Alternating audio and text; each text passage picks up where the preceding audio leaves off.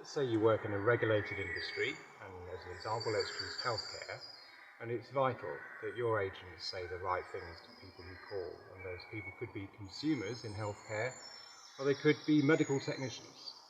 What is fundamental, in fact, is that your agents give the right advice and that you know they do and you can perhaps prove they do.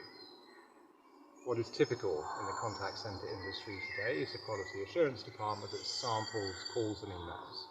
And those sample rates can be quite low. So I've seen numbers like 2 or 3 emails, a couple of call recordings per agent per week, and that suffers from base rate bias, of course. The sample rate is just so small. So picture this as an alternative. Calls are recorded in stereo, and those calls, or those call recordings, are transcribed. Now that transcription needs to be into perhaps a range of languages if you work multi-country and multi-language, so you'd be looking for support in many languages.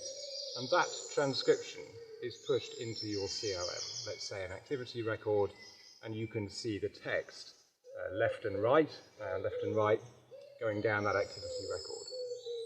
Now, you configure the system, so you're looking for keywords and phrases that indicate a likelihood, because that's all you need actually, a likelihood that certain phrases were spoken during the call.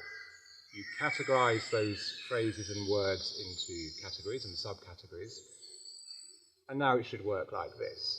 So whether it's alerting or a quality assurance process, you start with a dashboard, and the dashboard shows you that last week there were 10,000 calls, or last month there were 1 million calls perhaps. How many of those calls were likely to have had words or phrases spoken that meet the category you're interested in? Number one, and that would give you at least a first pass at a much better sample of calls to go listen to.